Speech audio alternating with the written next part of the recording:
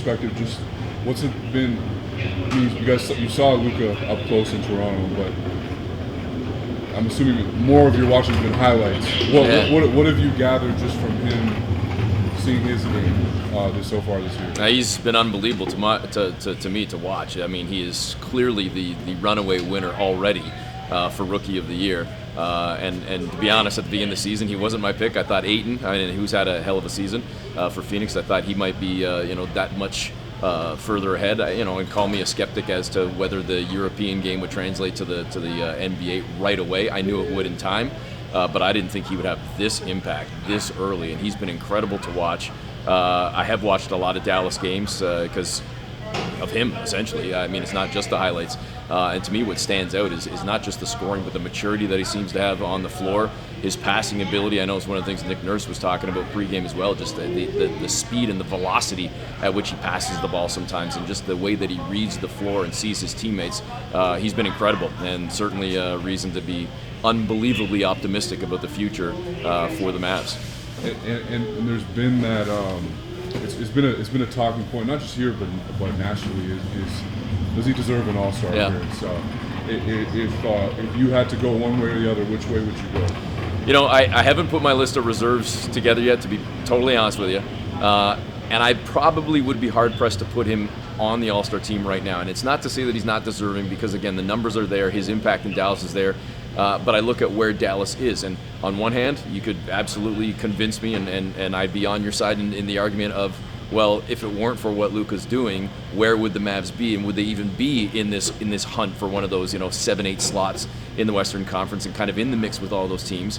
But at the same time, we're also not talking about a team that's 5, 10, 15 games above 500 that's running roughshod because of other all-star performances from other guys. And I think that's kind of where you get kind of lost in the mud a little bit. I think there is something to be said for showing that you can do it for a few straight years, or at least a couple of years, before truly being anointed. And I honestly would say, and then granted this is from the outside looking in, I don't know that I would say it's a slight to Luka if he's not an all-star. He's still having a hell of a season. He's going to be Rookie of the Year, and he's going to be a multi-time all-star in the future. I'm positive of that. If he doesn't make it in year one, I don't know that that's a huge deal.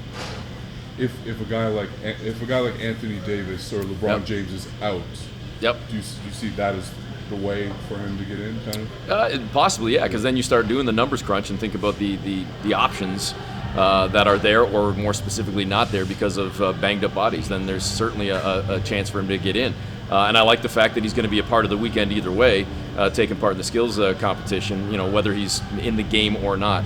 And I think, I tell you what, the other thing too is if he ultimately does end up making it, again, I'm not against that. I'm going to be clear about that. If he makes it, you won't be hearing me saying it's not deserving. Again, it's statistically deserving based on what he's doing. It's just, are there other guys slightly more deserving? But if he does go, that's going to be incredible in itself, to just be around those guys, just to be in the locker room and to already feel like you belong, like you're one of those guys already in year one, and the respect factor that brings, the clout that brings to you yourself in your game, let alone the recognition then to the organization. I think it would be absolutely huge if he ultimately does go and gets to be in that locker room.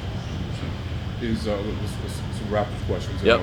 What have you made of this season so far? What has it been like watching, calling, being around Kawhi? Yeah.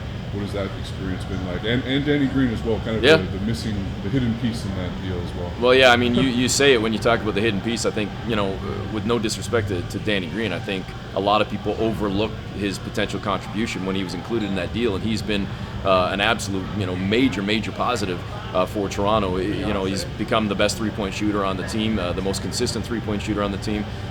He's a guy that, you can put out there defensively as well against a lot of guys in the league, no doubt, and I think it makes Toronto that much more dangerous collectively as a unit defensively when you've got Danny Green, obviously with Kawhi Leonard and OG Anunoby and Pascal Siakam and his length and athleticism, let alone the grittiness of a Kyle Lowry and Fred VanVleet sort of learning from Lowry. So Green's impact has been huge, but with Kawhi specifically, you were saying off the top about maybe not watching Luka as much. Well, I think a lot of us would probably say that as much as we watch the Spurs and watch Kawhi Leonard, it's a heck of a lot different when you're watching him up close and personal playing in a Raptor jersey, and he's even better than I thought he was.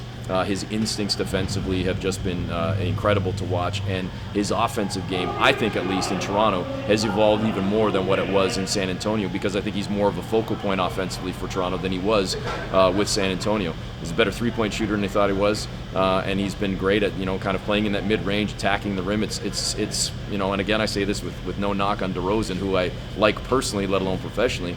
I think he can do a lot of what DeRozan did in that mid-range and getting to the rim and getting to the line, but he's probably a better three-point shooter, and he's certainly a better defender as well. So you're getting a lot of what you had and then a little bit more.